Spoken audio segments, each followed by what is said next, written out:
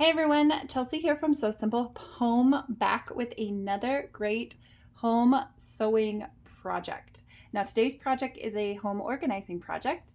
We are making little drawer organizers. So these are little bins that you can configure however you want to fit into your drawer to hold things. So you can use them in your kitchen, you can use them in your sewing room, your bedroom, your bathroom, whatever works for you. The great thing about this project is you can pick your fabrics, so you can match them to whatever room they're going in, or you can pick fabrics based on what might be going inside. So if it's in a bathroom, maybe you want colors that won't show makeup stains or toothpaste or whatever. Plus, because they're fabric, you can throw them into the wash whenever you need to and get them nice and clean. So we have three sizes. This is the big size. This is our 8x8 square. This is an 8 by about 2.5 inch long drawer organizer. So this one's really good, especially like for pencils and things like that. These are all just about 2.5 inches tall, not quite 3 inches. So they fit in most drawer sizes. Now the third size that we're going to do, this one right here, will end up being a 2.5 by 2.5 inch box. So just like a tiny small box that will coordinate well with these. So for this project, I'm going to leave the link down in the description so you can head over to the blog and get all of the measurements for all of these patterns and all of the sizes. But this one here, we're starting with a 10 by 10 inch square. And then we cut out 3-inch squares on each of the corners. So just to save on time, so this video doesn't go 100 years long, I've done that on both my main fabric and my lining. I have also added a nice fusible interfacing to the back of both pieces. So I just got a big roll of this kind of medium weight interfacing on Amazon. It works great. I use it all the time. So those are our measurements for this small tote.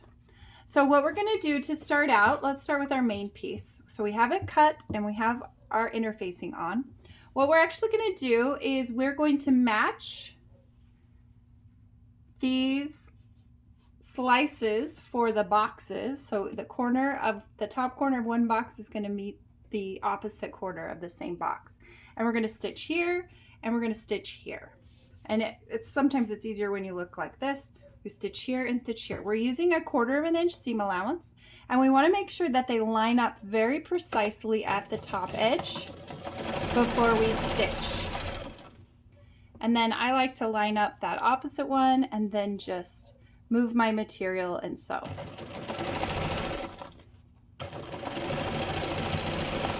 That way I'm not wasting so much thread. Continue just doing kind of a chain stitch with my lining pieces.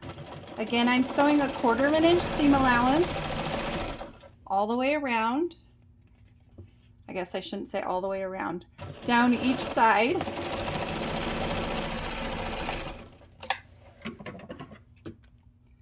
And then I'll just clip all those, oops, and clip my beginning threads. So there's my main piece and my lining. Now we're going to do the opposite direction. So we're going to take this corner and match it with this corner and the opposite corners and stitch it. And that's going to make that box shape that we're looking for. And because this one's smaller, it's a little hard to get this side in there. So we're just going to do the lining. And then I come back here with my scissors and cut that. And then I do the opposite side, matching those top edges. And sewing at a 1/4 inch. Trim that one. Find this side.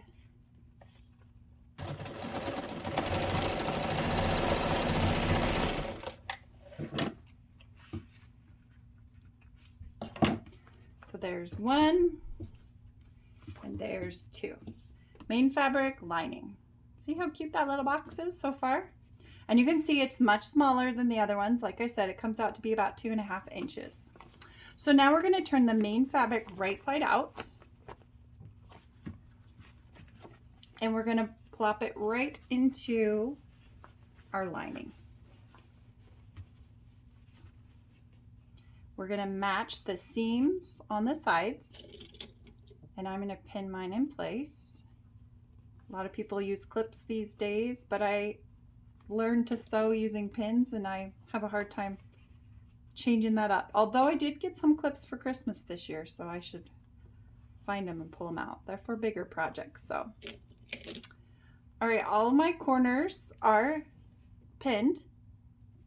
Now I'm going to leave an opening on one of these sides, and to do that, I'm just going to mark where I want to end stitching. So I'm going to start stitching here, stitch all the way around, and stop here.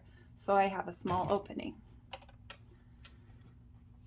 So we're going to start here, sewing again at just 1/4 inch, all the way around, making sure those top edges meet.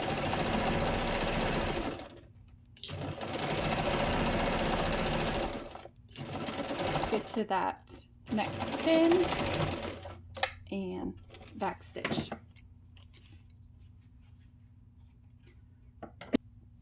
So now I get to turn it right side out. So I have my opening. What I do is find the far side and try and push that through first. And that will help kind of move everything else through that opening that you've made.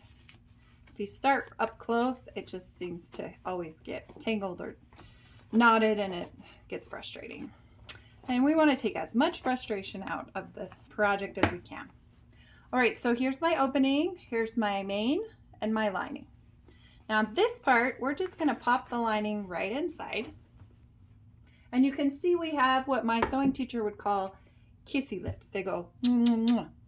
We don't want that. So you could keep this open like this and press these seams to help kind of remove some of the kissy lips. Or what I typically will do is I'll put my lining in the middle or into the tote, and then I'll get my edges and I'll use my fingers to kind of pull those kissy lips out. So pull that seam so they'll lay kind of flat. And then you get to press them. And I just have my ham here. And if it was a smaller ham, I could put it right on over the edge and press it a little bit easier. But I've got my little Cricut Easy Press Mini, and that helps.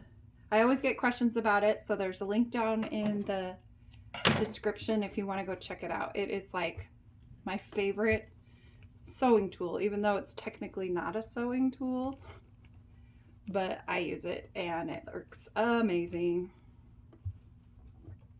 All right, so you can see those top edges lay a lot flatter.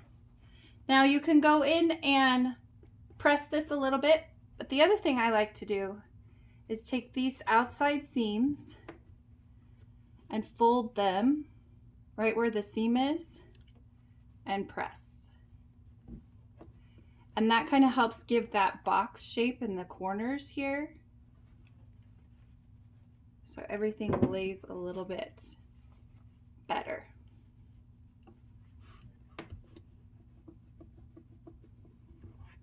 All right, one more here. And that just kind of also helps that bulk to stay flat a little bit better. So it's looking pretty good. You could do the same thing with these bottom seams. You could lay it flat and press here as well. Now to finish it off, we are going to stitch a top stitch all the way around the top to close that opening and just to give it a more finished look.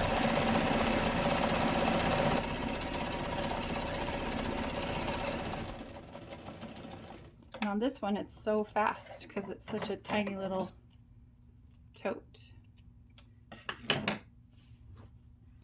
There you go. There's our little 2.5 by 2.5 inch tote.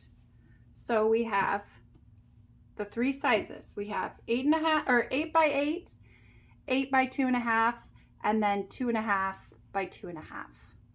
So you can do any combination of those things. You could do a big one and one of the long ones over here, and then this one here, and you can make however many you need for the items in your drawer and for however big your drawer is. Sometimes we have narrow drawers, sometimes we have really long, wide drawers, sometimes we have really deep drawers.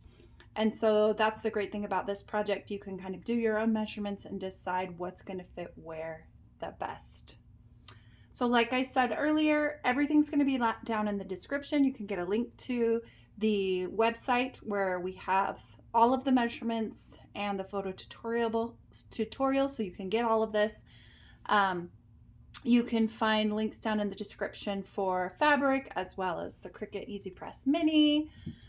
If you have questions, make sure to leave them down below, and then let me know how you plan to use your drawer organizing bins.